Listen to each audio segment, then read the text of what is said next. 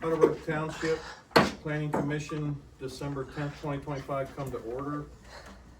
First thing we'll do is declare quorum and move on to pledge of the flag.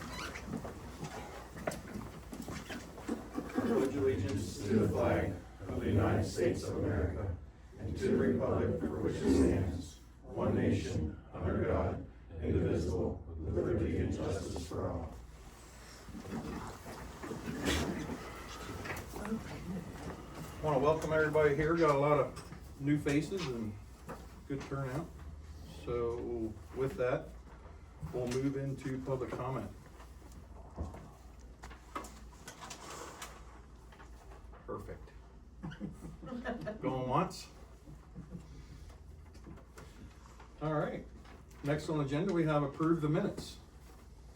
Previous month's minutes. Did everybody get a chance to read over November's minutes? I'll go ahead and make the motion that we approve November 12th, 2025 meeting minutes. Here a second. I'll second that. All in favor say aye. Aye. Alright, motion passes. Next is old business. First item is RVBJ Properties LLC, 685 Gitz Run Road. Excuse me. Final land development plan. Plan H9785-22 drawn by Hanover Land Services dated 5/8/2025 and revised 10/13. Tabled in November, no update since. So pretty much still stands where it was last month. Next on there we have Roman Concrete at 1353 Marburg Road. PADEP has denied the planning exemption. The existing septic system does not meet isolation distance from the existing well, and owners will need to make complete resubmission to DEP for consideration. Is there anybody here from from Roman Concrete or anything to do with that plan? No. Okay.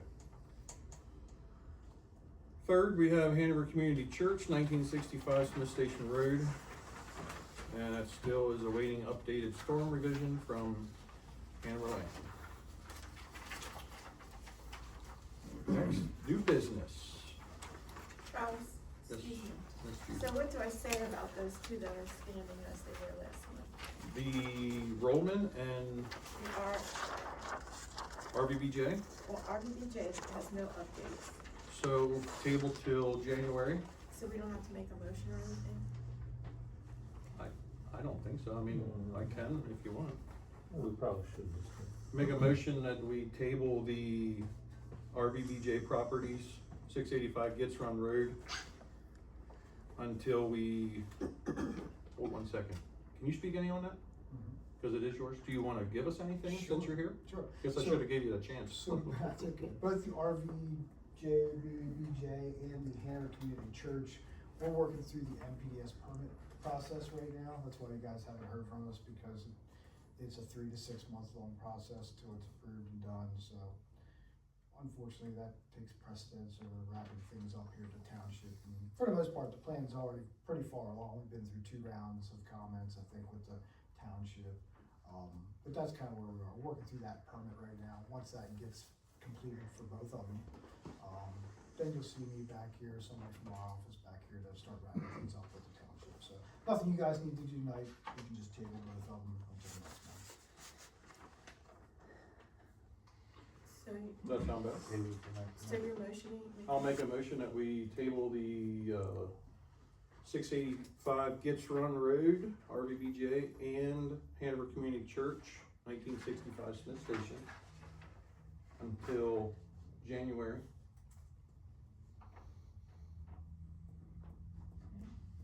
I'll second. All in favor say aye. Motion passes. Okay, now, Mr. Robinstein. Yes. 1592 Marburg Road, also known as the Looney Farm. Sketch plan. Sketch concept plan H10127-24, drawn by HLS SMG, dated 11/14/2025. Put something We have a to small, look at. we have a small one. That's what I share this one, yeah? You wanna pass this one along? Sure.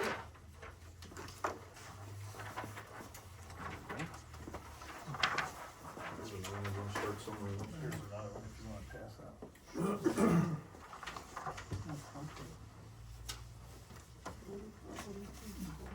So I'll give you guys kind of a little backstory of what you have here. And some of you are already familiar with this. I think the owners have been here before, maybe not to the planning commission, but they've been to the township to talk to you a little bit about what it is they're wanting to do with this property. It's located off of Marburg Road as well, out close to the lake. Everybody familiar with the location? You can kind of see Lake Marburg right there to the south of it. The property is defined by the dark black line. Okay, so you guys can kind of see what that looks like. That's the entirety of the farm. I don't remember off the top of my head what the acreage is, but it's a fairly large size property. What they've been doing with their property or wanting to do with their property is a couple different things. They're currently building a pole building to store materials, equipment, stuff like that, associated with the ultralights that they fly off of this property. They land, they take off, they land here on this property. You can see like a big red box there that says landing zone. That's where they do their taking off and their landing. Apparently you don't need a whole lot of room to be able to launch these things. I'm not real familiar with them myself. But that's the approximate area that they have currently been using at the property. In addition to the flying of the ultralights, you know, they have some friends that come over to the property and they also fly ultralights with them. And, you know, they do this as a group event. I think it's, if I remember, it's like 4 couples or 4 families or something like that. Some might be relatives, I'm not sure. But it's a group of them that fly these ultralights. The ultralights themselves are typically, according to the owners, they're flown early in the morning and then later in the evening, probably to catch the different air currents, the heating and the cooling of the day. Would be my guess as to why those are the predominant time frames for flying them. And it's kind of a seasonal thing. They're obviously not out there flying today in weather like we have currently. But it's kind of a personal hobby thing. It's what they do with their spare time. According to the owners, they have no plans to turn this into any kind of commercial recreational activity where it's going to be open to the public, where they're going to be charging people to come in here and launch their ultralights. So it's really supposed to be kept to just their particular activities and amongst friends, as far as I know. So you'll see to the north of the property, or on the northern end of the property, is a little box called, it's labeled as RV parking. This is what their thought was, that when their friends come, they have a place to stay, they can park their campers down there in this RV parking area. Keeps them out of sight, out of mind. It's a place that they can reside for the evening or the weekend if they're there in town to fly their ultralights. Another activity that they're wanting to do on this property, you'll see in the kind of the southwestern corner of the property, is a go-kart track. I don't know how often they plan to utilize the go-kart track. Again, it's another recreational activity that they're into. I would imagine it would probably be similar to, you know, some properties in the township have different folks that ride dirt bikes and things, 4-wheelers, stuff like that, ATVs. It's probably similar to that. Again, it's not going to be something that's meant for the public. It's essentially for their own private use and activities within the property. And then the last activity that they have planned for this property, or would like to pursue with this property, is they want to build an additional residence. Additional residence is marked there in red. It's next to the black box. The black box is the existing building that they recently constructed, the storage building where they store some of their materials, the ultralight, stuff like that. So this is probably the most unique activity, I would say, with this property that is gonna involve some vetting and some due diligence, because there's already 2 residences on this property currently, okay? We have the existing farmhouse, which is this one here. And then this was a detached garage that ended up getting converted to a guest house type residence. So they have 2 residences already on this property. They're wanting to add this 3rd residence, which is a place where they intend to reside. That'll be closer in proximity to the activities that they plan to participate in. And then the other 2 structures that are currently residences would be used for probably some of the people that instead of staying in their RV, they can stay at like a residence instead of in their camper. So I think what I wanted to show you guys tonight is just kind of a layout of what this looks like. And I think, you know, we need to really kind of engage in some conversation with probably your engineer, your zoning officer, solicitor, to find out, is something like this even permissible as far as any of these items that I just laid out there? You know, the principal use on this property is single-family residential. Everything else that we're talking about here would be considered accessory uses, in my opinion. But again, I think, you know, we want to vet your staff, your colleagues, in getting some information about those particular activities. And with regard to the multiple residences on the single property, you know, obviously the 2 that exist today would be grandfathered. That predates the zoning here at the township. But when you start adding a 3rd residence into the mix, that's a modification of an existing nonconformity, as far as I know. There are some municipalities that we're running into these days that do allow for multiple residences on a property. You guys are probably well aware there's Amish moving into the community now. And it is often times where they will have a farmhouse that's on the property, and when the kids start to grow up, or parents or something like that, they'll want to have another residential unit somewhere else on that property. Some municipalities allow for that type of thing, other municipalities do not. So it kind of depends on where you are, Adams County, York County, and which municipality it is.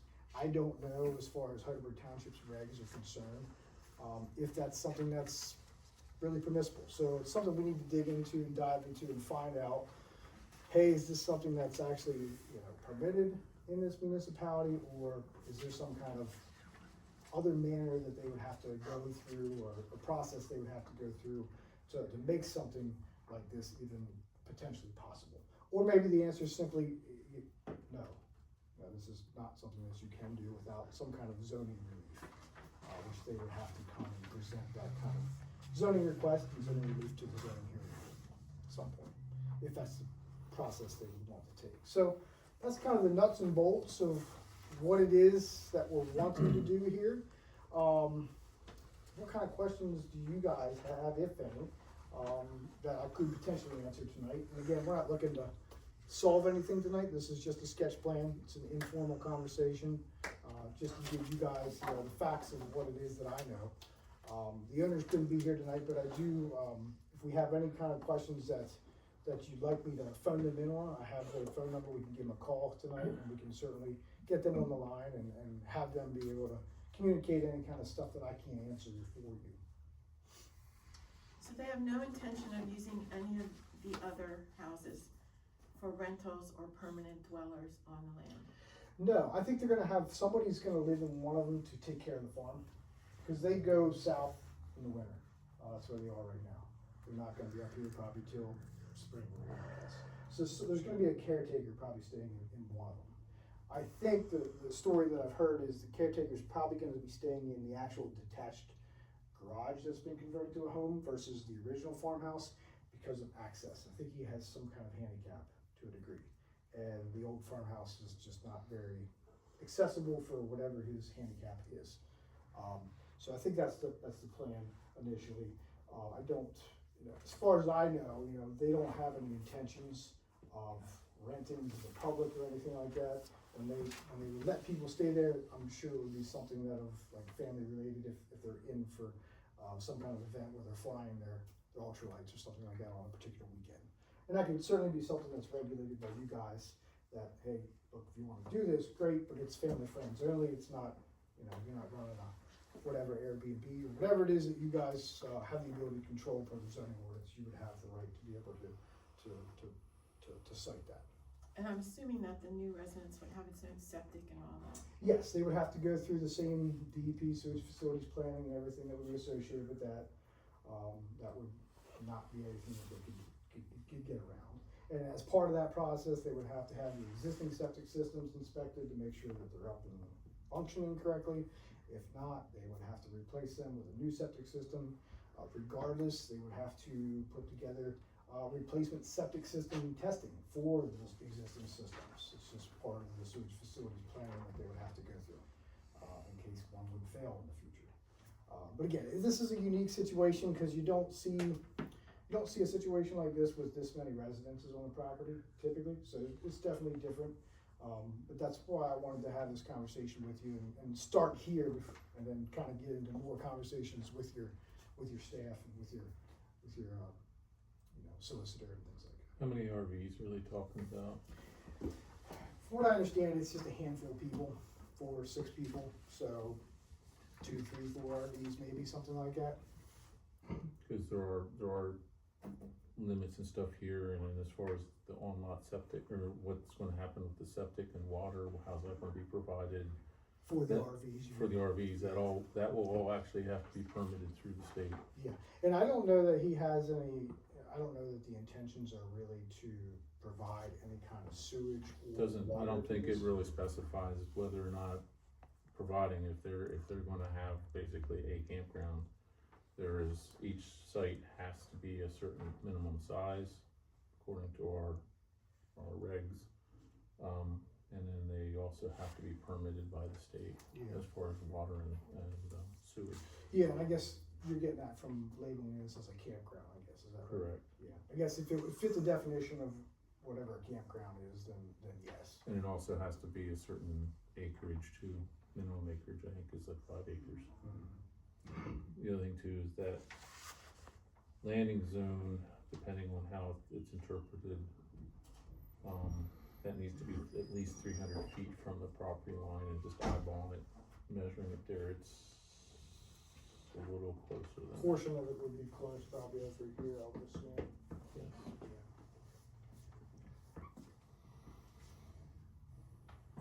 So there's no plans to have water or electric down there at the parking lot? Not to my knowledge, Travis. Again, this is, from what I understand, this is just a place that they can go and park their vehicles. It's quiet, it's out of sight, out of mind.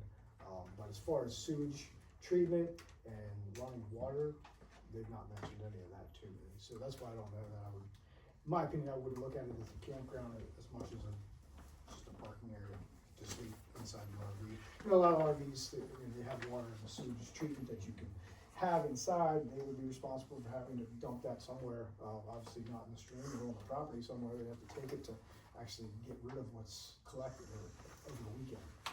But yeah, they've not mentioned to me anything about running water or sewer down there at this point in time. So I will vet that just to make sure that is the case, but that's not been brought up in any of our conversations.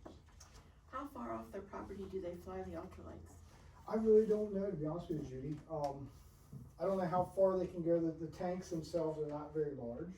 But again, we can call them, and I can certainly get them on the phone and answer some of those questions that are specific to the ultralights. If you'd like me to do that, we can get them on the phone.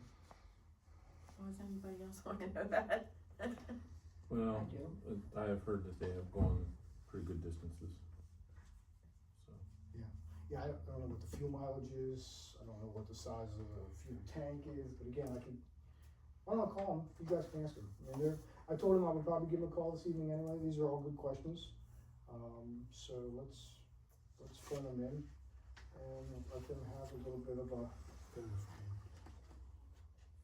discussion.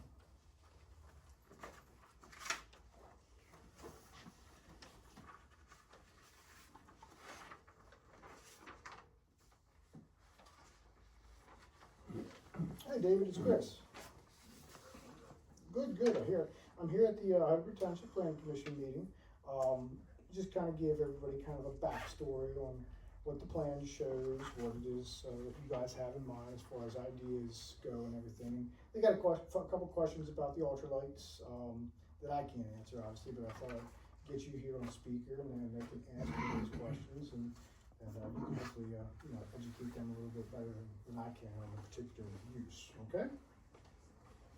All right, I'll put you on speaker. Hold on a second. Okay, Judy, fire away. Well, I wanted to know how far off the property you fly the ultralights. Well, we were able to fly through the rules of the FAA. We're able actually to fly up to 18,000 feet, but typically we don't go that high. We average about 1,500 to 2,000 feet is what we kind of typically stay at, because it's, you know, it gets a little bit more violent up high. As far as away from the property, you know, we can go all the way to Shrewsbury, all the way over to Hanover, and then around the farm areas, that sort of thing. But we don't typically stay in one spot. You know, we travel about 25 miles an hour, and you know, we fly for roughly about an hour long, and we usually land. So yeah, we avoid congested areas. We don't fly over like the city of Hanover. It's mostly over the farmlands, in case we have you know, problems with our motors. We have to land.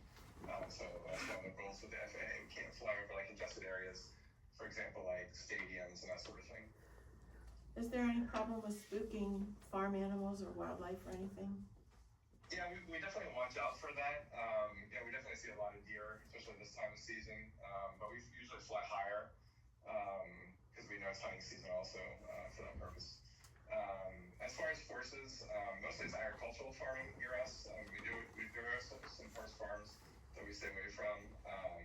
And if there's any problems with the horse owners, we do have an application called Gaggle, that we can actually mark that territory, so we don't have basic premises for flying over through the application. That's good. Hey, David, I had one question that was presented here a little bit before I got you on the phone. Had to do with the RV parking area. There was questions about, you know, is this parking area going to be solely used for just the parking of the RVs, or is the intent to provide sewer and water connections to the area where the RV parking will be located? And I told them that I don't recall us having any conversations about sewer and water, but I told them I would confirm that with you to make sure, because if there's going to be sewer and water there, then it turns it into more of a campground than an actual RV parking area, I think. So I'll let you weigh in on that. Thanks for the question. Yeah, you're absolutely correct. So there's definitely no sewage and water, and it's not long-term parking by any stretch. So it's, I think we're going to plan on like 3 or 4 spots potentially, and then probably not even that many. And it will be grass in that area. Right now, that area is actually swampland. There's no agricultural farming on that part of the property. It's just kind of wasteland, just because it's so swampy. So kind of, I talked to H&H, and what their intent was to put rock down and then build it up to be able to alleviate that swampness, and then put topsoil, and then that's what we're trying to, you know, it also depends on the township, but that's what we're planning on doing. It'll only be for like a couple nights for our friends that stop by. It's not, you know, long-term parking. We don't plan on, you know, opening an RV park and not running a business or anything of that nature. Well, they're not going to be able to develop wetlands It's without special permits and stuff from. It's not a wetland. So we did a wetland delineation already, and his definition of swampy doesn't meet the definition of what an actual wetlands is. So we did investigate that already. So how close to the surface is the water? It's probably just an area that doesn't really drain that well, would be my guess at times. But again. Yeah, because I'm sorry for interrupting, but there's a runoff. I think that's the problem, is that right above that there's a very large hill. I think that's where the water is going down into that area and sitting there. Yeah. Yeah, but it's not swampland. I'm probably saying it incorrectly, but yeah, there's a survey that Chris and his team did approximately 6 months to a year ago, when we were discussing the pole barn and the various other things we had to do. Yeah, as part of any kind of project like this, we would have to go vet the entire project to figure out where are the wetlands, because those are off limits. Doesn't pay to disturb them. That wasn't one of the areas that showed up as a wetland, so. And again, this box doesn't necessarily reflect the exact final location of where this is going to reside. This is just conceptual for discussion purposes. I have a number of questions. Hi, Mr. Rowland. This is Meg Powell. I reached out to you on Nextdoor, but anyway. And I don't know if this is related to Planning Commission, if this is an appropriate space to bring these issues up. But my question about the ultralights, how experienced are the folks that are doing this? And because my nephew reports that someone almost crashed into our house, almost landed on our roof. And then I had also heard that, and I don't know if it was your folks, but that there was an unplanned landing behind a church around here. And I don't know if that was your folks. Yeah, so I don't know. Yeah, so we, this is the first time I'm hearing about this for sure. So all of the people that we fly with are PPG-1, PPG-2. So there is no certification that's required by the FAA in order to fly. However, we all go to schools all throughout the country. I went down to Florida. I went PPG-1, 2, and 3, both for trike and for foot launch. So there's two different types of ultralights that we fly. One is where you basically jump your back and you take off with the wing, and the other one you have a little trike. But we've never had a motor out, at least my team's never had a motor out or a near crash experience by any stretch. So I'm not sure what the incident you're referring to is, but if that definitely happens again, please reach out to me because I've never heard that. Yeah, I did reach out to you. For next door, I didn't get anything. Yeah, you, yes, you did. So what you're saying, I don't know any of the numbers that you threw out, I don't know what they mean, but you're saying that they're all experienced people, that you don't send beginners up? Yeah, that's correct, yeah, so we're not running a school. These people have been flying for, all my friends have been flying for at least 4 or 5 years. Yeah, so including myself. So we've all been to school. So it's not required by the FAA to go to a class right now as it is in the U.S. But it is. We all have been to classes and that sort of thing. So, and we have over 50 hours of flying for each of us. Okay, well, then I'm not sure, because we never had ultralights before, flying around our farm before you came by, came in and started doing that, and so I don't know what my nephew was, who he saw, but I thought that it only made sense that it would have come from your farm. Yeah, there are a lot of people that fly, not necessarily at my farm, but they fly from Shrewsbury, which is out of Chambersburg. I'm sorry, Chambersburg, out of Shoestring Airport. There's probably 15, 20 folks that fly pretty much every day. I mean, every day that's the wind is in our favor, which basically fly no-wind days. So yeah, there are people, and it's only about 15 minutes away. So I'm not sure who that might have been, but in the future, if you do record those folks, we definitely have a tight group, and I usually know the person about the pilot on wing, or if they're flying foot launch or trike. So you're saying I have to record these problems? Yeah, or contact me directly, and I can get in touch with the people too. I mean, but if we do have a motor out, it's a 2-stroke motor, so if we do have a motor out, we do have permission to land via the FAA in closest location. Okay, you seem to be referring to a lot of FAA things and not neighborly things. But correct, yes. Once we leave the ground, it's jurisdiction jurisdiction of the FAA. So once we're So you could be flying at 10 feet elevation right down my driveway and I can't do anything about it? legally, yes, you're correct. Yeah, so the way the FAA is written, so we actually fall on the FAR 103 is the classification for ultralights. And there are rules that we have to follow. For example, we can't carry more than 5 gallons of gas. We have to be at a certain weight limit to fly the ultralight. Once we leave the ground, it goes into the FAA jurisdiction. And there is no minimum altitude requirement? No, there's no minimum altitude requirement. I thought it's There's a 200, maximum one that we have, which is 18,000 feet, but no minimum requirement. I thought it's 200 feet, at least 200 feet above any buildings, occupied buildings or buildings.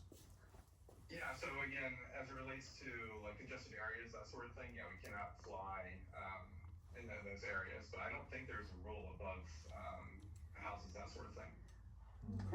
I'll double check, but You might wanna double check that, sir. no. And another question that I have And is, the person that's speaking, the man speaking, is that in the FAA rules? Yes, I saw it on their website. Okay. In other words, you cannot be presenting a hazard to anybody on the ground.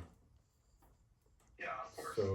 So buildings, cars, that kind of stuff. Farm equipment in the field. Farm equipment in the field, that kind of thing. Okay, I'll double check that rule. If you can post that to me as well too, that'd be great, because I've enclosed all the rules for the FAA 103 to the Township committee. what committee? The one last month in the beginning of the month. Supervisors meeting, Yeah, the board of supervisors. supervisor meeting, November. Was there Dave, you provided them with a package of information, I think, right? That's correct, yes. So I would suggest maybe check in with the township and they'll probably share that with you. They would have a copy of it on file so you can go through that information. Okay. I'm happy to reach out to you on Nextdoor again too. Yeah, I did see your message, and I did go back and forth with you. Now that Nextdoor app was actually new to me, but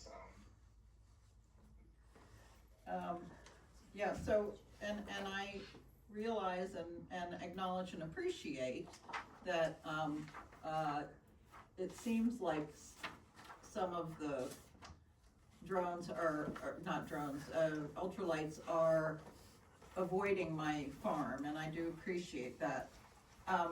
Another question was about drones. Do you all fly drones? we do not know. Okay, I fly a drone on my farm for pictures, but not. We have drones, of course, but it's not something that we do. you don't fly them at night? No, we don't fly them at night. I mean, I've flown my drone, I think, once in the last 2.5 years, just to take pictures of the property, so I can actually get that information over to the Hanover Land Services. Okay. Basically, what we want to do, plot, but yeah, we don't fly them at night. That's what. Okay, well, I'll reach out to you on Nextdoor. I appreciate, you taking time to speak with me. And this is Lake Powell, is that correct? Yes, it is.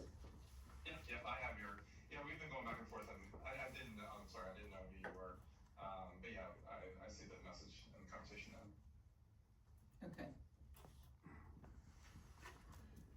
Anybody else have any, questions for Mr. Rollins on the telephone?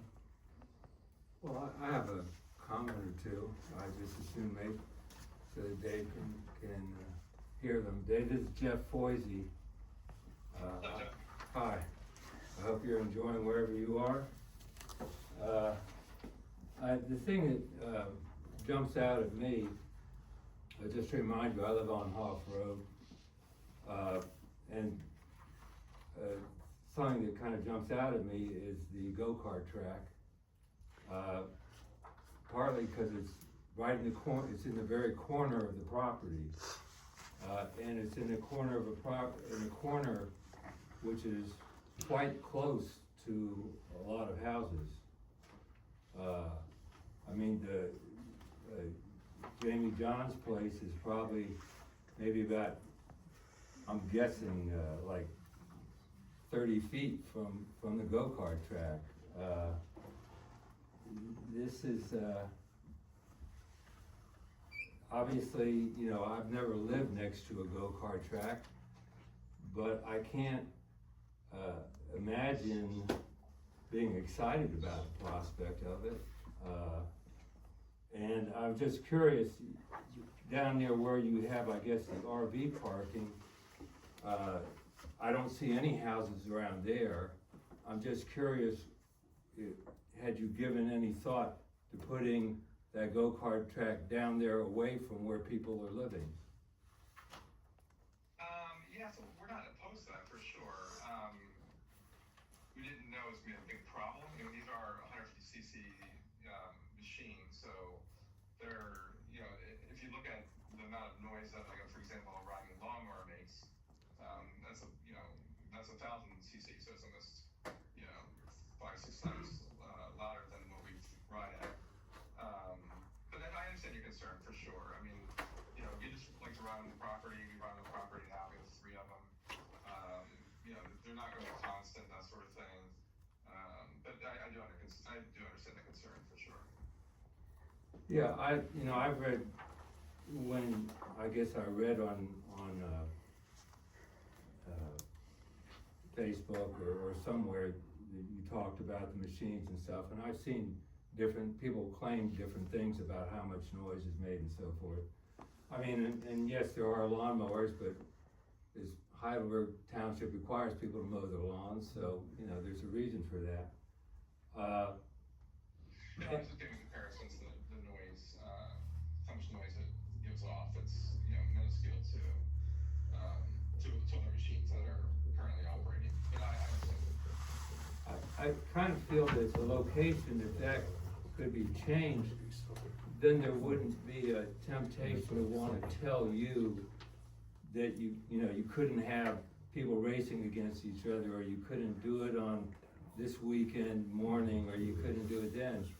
If it were removed from right where people's houses are, then, you know, you would have more freedom to do, you know, whenever you wanted to.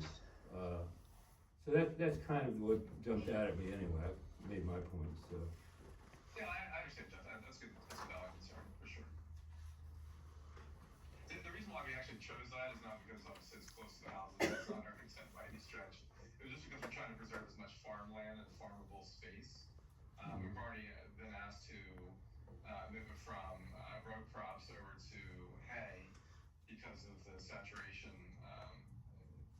of the hay is obviously a lot greater than row crops like soybean or corn, which we've already discussed with the farmer. And our farmer that we use is Matt Furman, which he actually owns the property, you're right, the one that he bought from Larry Sterner on the other side of me.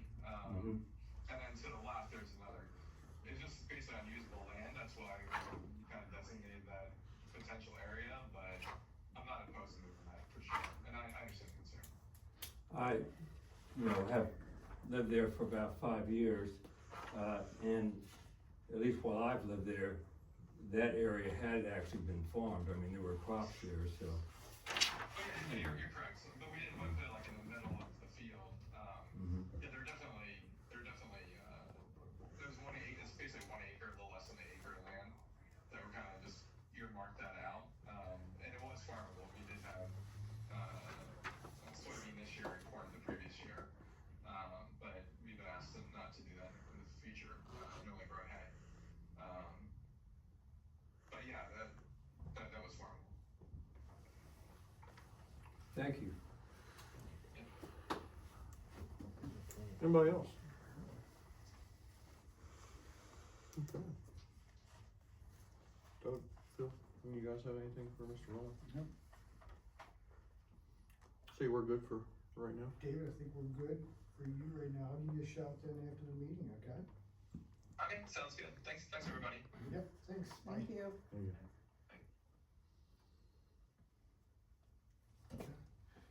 Thanks, guys. Hopefully that answered some questions.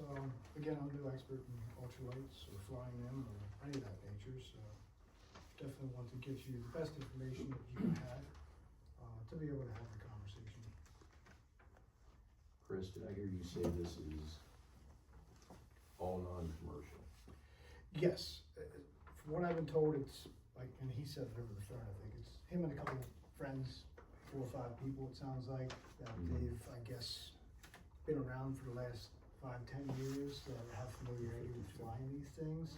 And it's probably like anybody else, you have a hobby, you get, you know, acquainted with other folks that also are interested in that hobby, and you start to hang out together. And there's probably not a place that you can go just everywhere to launch these things. You probably have to have a relatively sizable field or something like that, I would assume, to be able to get out up into the air. And I think I remember him telling me a long time ago that the lake itself is the primary reason for why this spot is more conducive to launching and landing the ultralights. It probably, again, has to do with thermals and the heating and the cooling of the water, would be my guess, because it's right next door right there. But he would be able to give you more definitive answers on that subject than I could, for sure. I was just asking because it's real clear in our ordinance if it's commercial versus non-commercial. Correct. So, okay. Yeah, Can I make a comment on that? sure. When he first had his website built, it was gonna be a commercial, open to public amusement park, basically. With a go-kart track, an RV park, and this landing strip. Yeah. I just checked tonight when we were sitting here, that's all been wiped clean. Well, What changed? communication with myself, for starters. So How are we supposed to believe that it's not gonna be commercial under the radar, if you know what I mean? yeah, and that's a valid question. I mean, that could be said for anybody's property, that they can do anything they wanna do on it. You know, we have zoning, regulatory agency people here at this office, at this municipality, just like every municipality.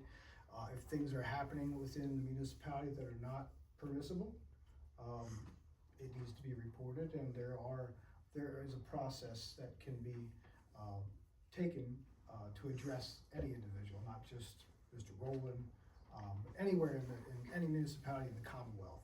There's many times where people will take it upon themselves to do things on their property that they never had permission or approval to do.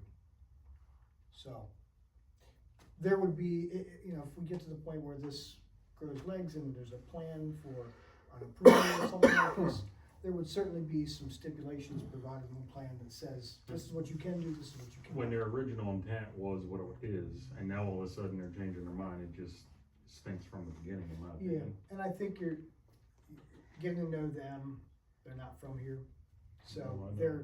they're not familiar with how the PA MPC works, okay? They're not familiar with how zoning works. So to them, they just thought this was just normal things that you could do. Again, I've had conversations with them to tell them that, you know, this is never gonna fly if you, for lack of a better word, this is never gonna fly if you're gonna treat this as some kind of commercial activity. Cause didn't they also post on their website originally that they were actually giving lessons, and, you know, that to me was That's commercial. commercial and fee-based, and Correct. so, the other thing too is just a quick note, you may wanna let them know they need to change the sign to their lane, because it does not meet standard, because it is the same color and markings and stuff as what township and state road signs are, white on green. Private lanes, it is my understanding, they're supposed to be white sign with a different color background. I'm not familiar with what sign they have, but I'll tell him that. Yeah, just, if you drive past there, you'll see they have one for Marburg Road and they have one for Looney Lane. Yeah. And both of them are green with white. I'll have him come into the township and speak with zoning officer Walker so he can get them squared away.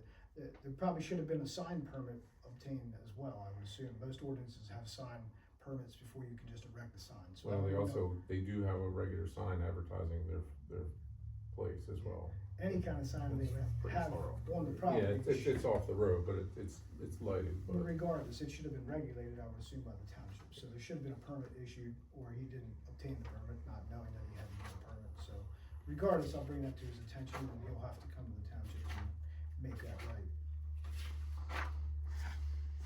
Chris, is there any opportunity for frontage on any adjoining roads or not? The only frontage he has is the whole What's this, property. is this a right of way here? A7. A7 is those folks right there, the Trons, it looks like. Steal this real quick, Phil. They might own This little bit right here, this is the frontage, 226, just over 226 feet. Everything else is, everything else is encompassed by other existing properties. So that, I believe, is about all they have to work with as far as existing road frontage. And when you say a third residence, do you mean, I know you were talking about it, but I wasn't real clear. So I know there's two residences. So here's the existing farmhouse, and then this is the existing detached garage that they converted to living quarters. And I think the previous occupant was. It's, yeah, it's been It was that, an in-law quarters. yes, Right. it's been that way for, I don't know how many years, a long time. And did Previous owner had done that. Yeah, but I hear you say though that if they do the third house, they're not talking about 3 families on one property, they're talking. No, again, this is gonna be their primary residence, they would want to live up here. The person that takes care of the farm will likely reside there because of some handicaps I think that individual has. This existing old farmhouse probably has a gajillion stairs that just doesn't work very well, I'm assuming. So that house will probably be, it's an old house, so they don't really want to tear it down if they don't have to because of the history of the house. But they also understand that, they're in kind of a situation where they're looking to do something that's not typical. So it's up for discussion for sure. Laura, you had a question? Yeah. Hi, my name's Lori Van Tassel from Cannery Road. It's one thing to have a couple of lawnmowers going, but how many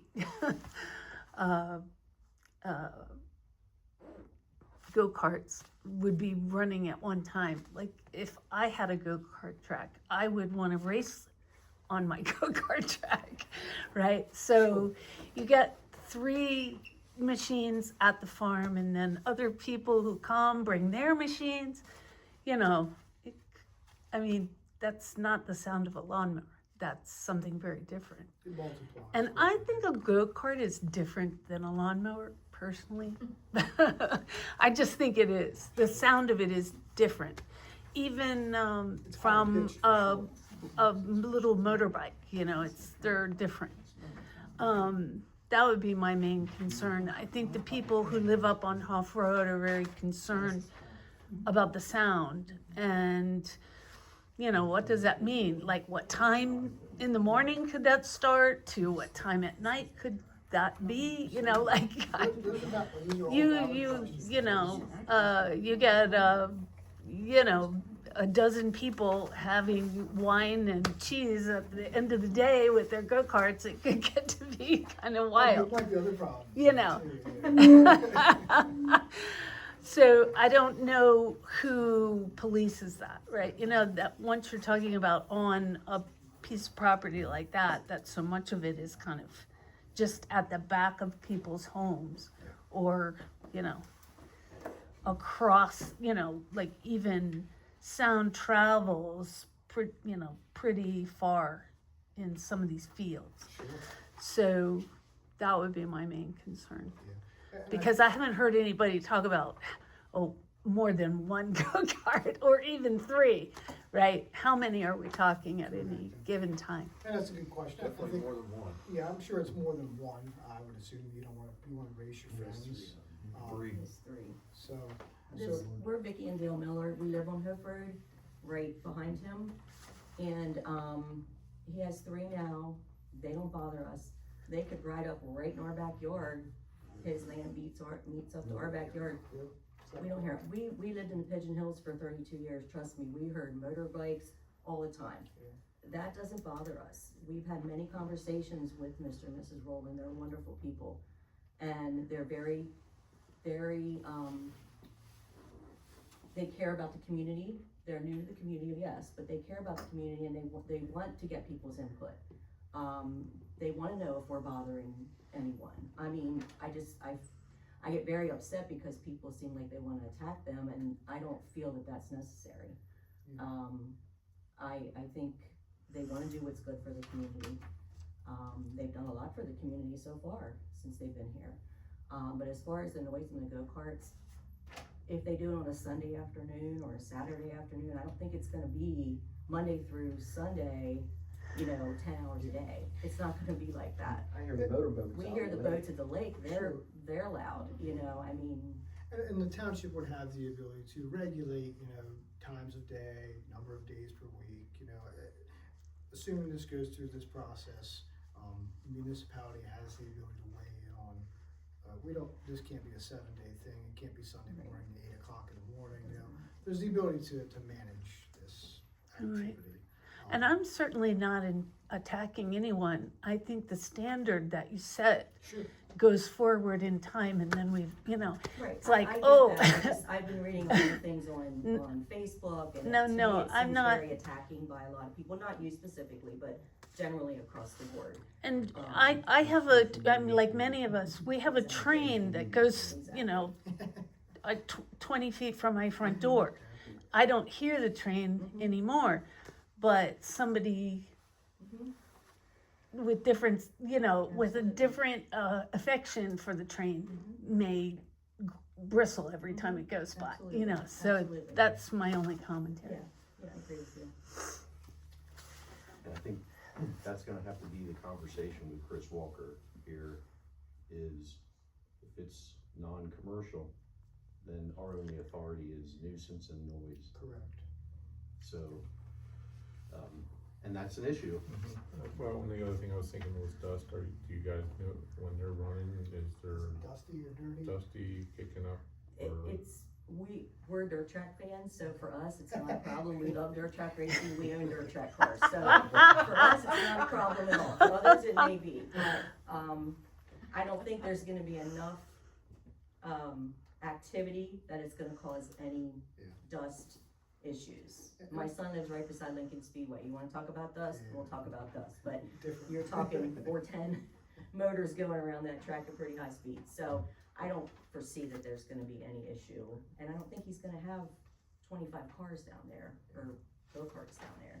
If I can ask, has he been having go-kart races down in?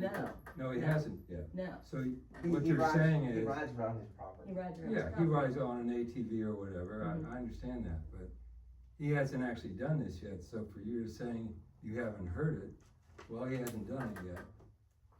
I know, I've heard, I guess, my friend, who I live with, she's talked with you and, Christy, and, she said that you're interested in Oh, you'll absolutely. get a go-kart, so you have Absolutely, you have an yeah. interest in seeing this Right. go-kart right down the road, Well, I it's also fine. understand your And- concern with the noise, I do Sure, understand yeah. that. I think at the end of the day, these are all good opinions, that's why we have these meetings, is to hear what the neighborhood thinks of this situation, hear their concerns, and they're all valid, nobody that said anything here tonight was Well, and I also feel that the not Rowlands making are very points. forthcoming people.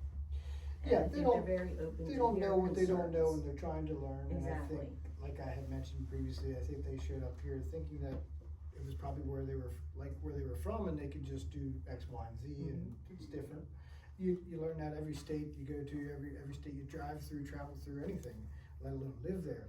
But I think, I don't think they're set on having this go-kart area in the exact location that we showed here. It sounded to me like, in speaking to David, I think they'd probably be open to working with whoever and repositioning it to maybe a location that's, better for everybody that lives. in the That'd area. be fine.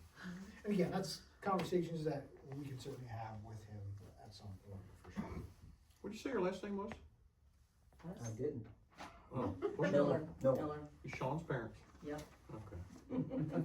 Or shouldn't we say that? Is that a good thing or a bad thing? No, you're fine. Spring car all the time. That was his nickname. Yeah, yeah. I know the term commercial keeps coming up.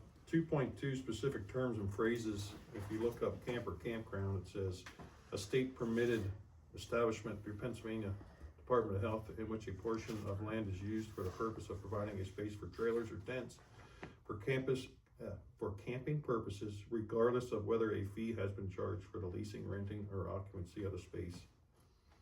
Da da da da da da. And I have a Yes, ma'am. question about, the landing and takeoff, so I, had heard that was, Sorry, Meg. that was considered to be,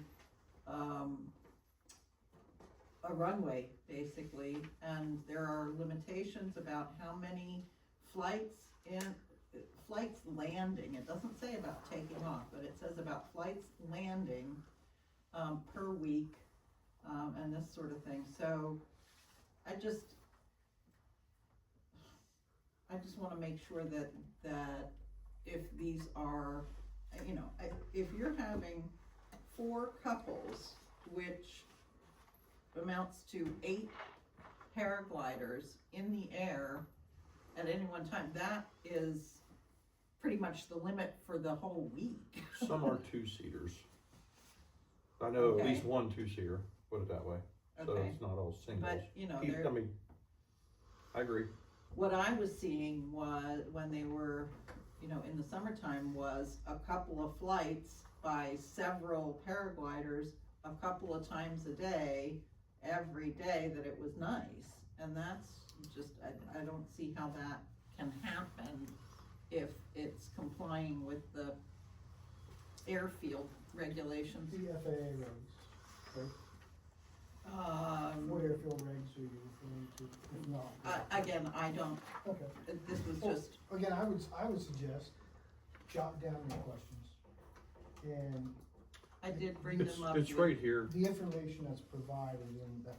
Go ahead, finish, I'm sorry. Was provided to you guys, is that what you're looking at, Travis? No, here, what she's talking about, I'm just gonna read the airstrip one. An area adapted with minimal improvements for use as a temporary runway for aircraft where aircraft can take off and land. For purposes of this definition, an airstrip or helipad shall not be generally available for use by the general public and may include not more than 15 total landings and takeoffs in any 7-day period. There you go. So, 2 a day would be close And to the the max. airport is the same total. Well, an airport's a commercial situation. That would- Correct. That would be what you have here. But an Yeah. airstrip is not commercial, or I is? guess the question would be, is an airstrip, does that meet the same definition or description as what this is for golf flights, or is that referring to some kind of commercial aircraft? No, I there- don't know. There's 2.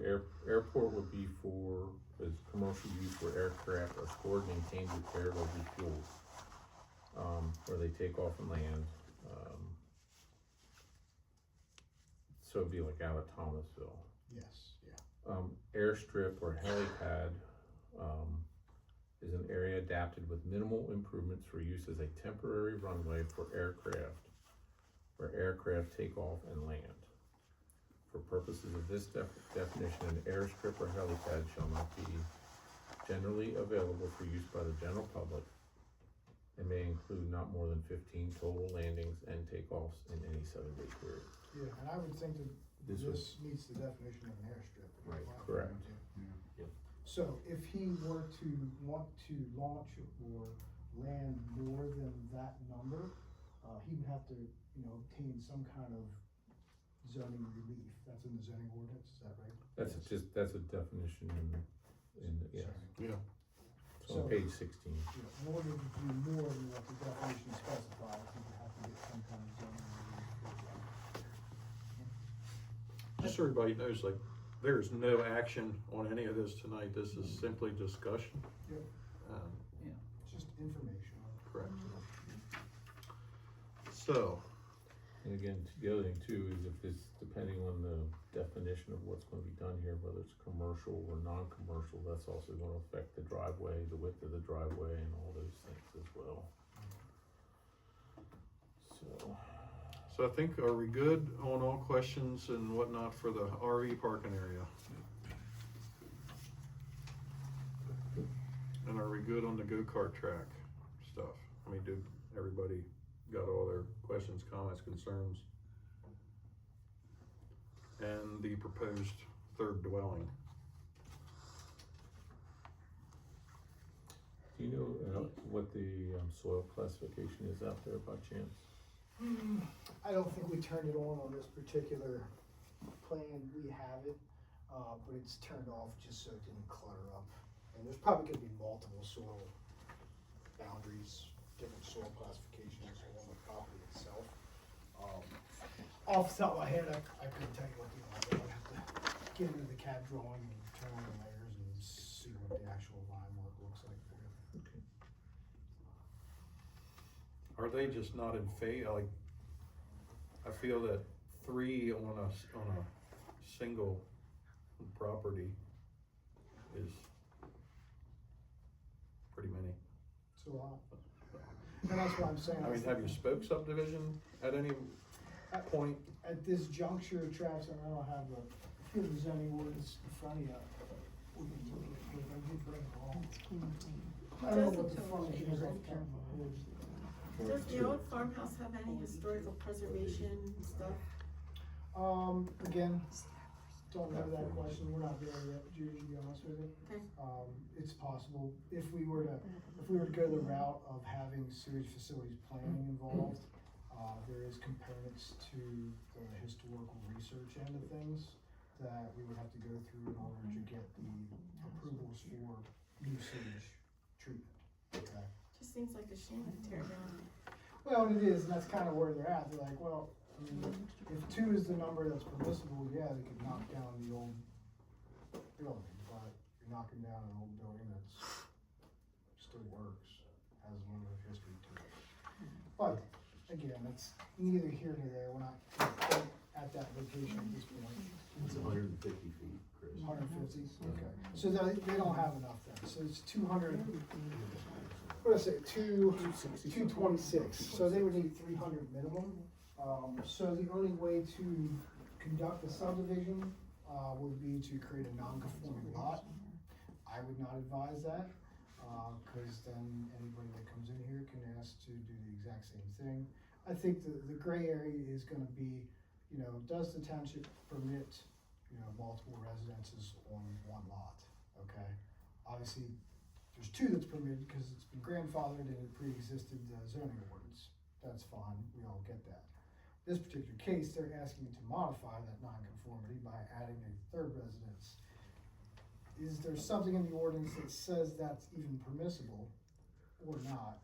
And I think this is a conversation where we engage with your zoning officer, your solicitor, and let them, it's more of a legal thing than it is anything else really. So I would suggest that we have that conversation with them, and they can tell us, yeah, that can't happen, or you could do this, or you could do that, but no, or yes. What's it say? What's permitted? Okay. What about any like slopes or anything like that? Do you know what any of the grades are in some of the areas that they wanna be building on? I'm just trying to, I can see some dotted. So in the area, the area for development, the landing area would be graded out relatively flat. Okay, these are existing topo lines here. Right. We would perform some kind of grading in here to level it out a little bit more for them. Clearly, it's already functioning, so I don't know how much more level they would have to really make. Yeah, cause the topo lines are pretty far apart, but I'm just looking at down here, it's getting pretty tight. If these are topo lines. So this, from here to here, these are gonna be 2-foot increments, so this is gonna be 10 feet in between. Oh, here and okay. here. Yeah. I didn't see any, I was looking for. It's not relatively steep in comparison to the Pigeon Hills. Right. I guess that's kind of the steepest area we really have to compare to in this area. It's been farmed for a long time, so if it's being farmed, it's gotta be accessible. Well, I know coming down in off of this road, come down in off of Marburg, it's pretty, you got a pretty good. On the sides. Side. But again, it's tillable land. Farmer's been farming it for as long as I can remember. Typically you don't, ground that's not being farmed, there's probably a reason it's not being farmed at this point. And this, for the most part, is.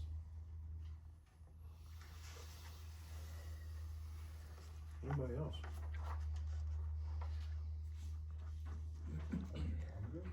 Go kart ready? I'll go to the track. Judy will show us out. Oh, yeah, right.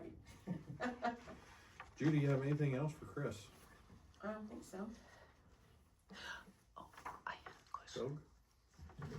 I have one question. Are there any properties this size that have 3 homes on it? Is there anywhere else in the township that have that Not that already? I'm aware of off the top of my head. If they do, they might be grandfathered. Grandfathered. It would already be, It would have already been done. I don't, or is it under the radar? yeah. The township allows 5 homes on one driveway, but they have to be separately deeded. Right, and then the driveway has to be, what, 24 feet wide? I don't, the access, 10 feet 10, driveway. The right of way, possibly, so it's exactly what we have. We have 5 homes on our driveway, but they're all separately deeded with their own frontage. So, and I was gonna ask that question, Chris, is like, you know, you have two residences there now. It had functioned as an in-law quarters, it was Andy's dad. You know, if you build another home that you don't remove one, how do you prevent that from carrying forward and ultimately ending up having, you know, possibly 3 residences there? Correct, yeah. That's, I don't know how you get by that without demoing one. I agree, yeah. So, Yeah, and that's, again, that's why I think there needs to be some kind of discussion had as the legalities of 3 residences, because like you've all said, it's not really something that I've seen. It might exist, but it's probably an existing non-conformity that people might not even be aware exists. In this particular case, you're talking about creating it, so that's a whole different ballgame altogether.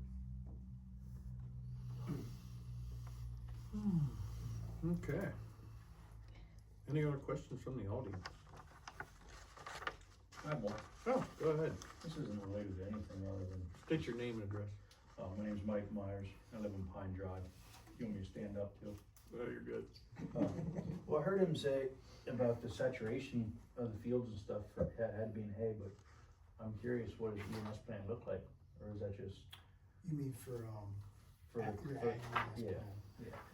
It's a good question. Cause I was just wondering, like, if it was row cropped all them years, why does it have to be in hay now? I mean, So- in other words, that just, he chose to put it in hay. Our guidance to him was that, you know, mathematically, when we transition from row crops to hay, we get advantages when it comes to treating stormwater. Oh, you will, yeah. So that was That my was the question, yeah. suggestion that we made to him a while back, that if the farmer didn't care, and we didn't know who was even farming it, he carried on the conversation with the farmer. Yeah. I said, you know, that, it's up to you, but you could have, stormwater facilities, basins, whatever the like. Or there's a possibility that we can maybe eliminate some of that stuff if you're willing to use a different crop Yeah. on the property. Yeah, I mean, I don't know the man at all. I heard him say that and I thought, well, that was obviously for his benefit, not for, so, yeah. Yeah, and I don't know the financial gain, row crops versus hay, you guys would know better than I do, but I look at it as construction cost, the infrastructure to do the stormwater this or stormwater that. You might be able to alleviate some of that, not have this eyesore of a facility if you're willing to have a different kind of crop. So did that make his pond smaller for the pole building? We didn't even get to that part. The pole building has an infiltration pit under the ground. Oh. But when it comes to, you know, all the disturbance associated with the landing area and the driveway to get back to the RV parking and the RV parking, there's a lot of different things that are gonna go into play when it comes to the calculations for the stormwater. And there's certain things that you can do to, minimize the impacts and the cost for the infrastructure for stormwater, if you're willing to look at your property in a different light and use it for something else. Planting it in woods would be another way to do it. I don't think he wants to do that. But the meadow would be a good scenario that he could still use it for agriculture and then gain some of the reductions in the costs for stormwater infrastructure by just transitioning into a different crop.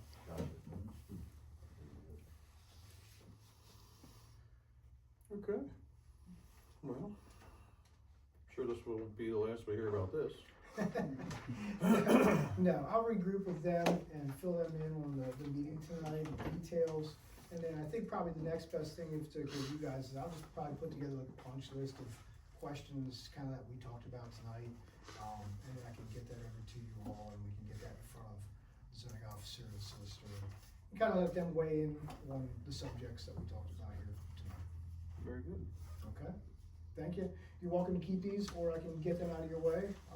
Any preference? You can probably have the big one. I will take it. Get it out of your way. Thank you, Chris, for coming and all your time explaining all that. Thanks for everybody's good comments and questions and concerns. Is there Go any, ahead. would we be able to, get a clarification on if there's a minimum height for these, a minimum required height for these ultralight? Remember where I saw that? It was on FAA's website. 200. I think that's only over Buildings. building cars or people. I think he's right. I think Right. you can fly 5 feet off your driveway. Right, in other words, and they basically can't also be creating a hazard or endangering anybody on the ground, is what it comes down to, so, Common sense, right? but, Yeah, well, buzzing my roof wasn't exactly, but I think it's like with any structure, it doesn't matter if it's occupied or not. Did you hear the part where he said that you can request to be blocked out of their little area? what was that was a. Gag. Gaggle or? Gaggle. Something like that? Yeah. So it must be like an app Yeah. that they use GPS I'm to. not familiar Just with do it. around it or- Yeah, but that is always an option. You can do that and then that'll take you out of the mix.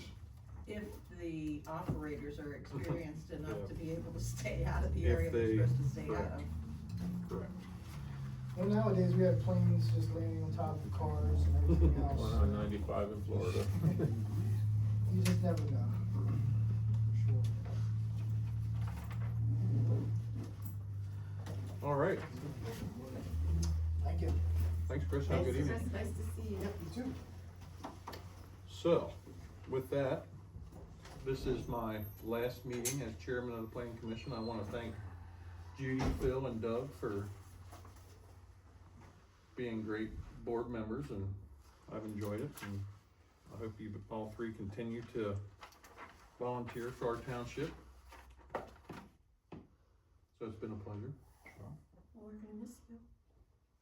I might stop in. Visit. Thanks for the warning. You're welcome. So, We thank you for being our chairman. thank you. You guys all good? We're good. All right, I'm gonna do it one more time. I make a motion for adjournment. I'll second. All in favor, say aye. Uh, Meeting adjourned.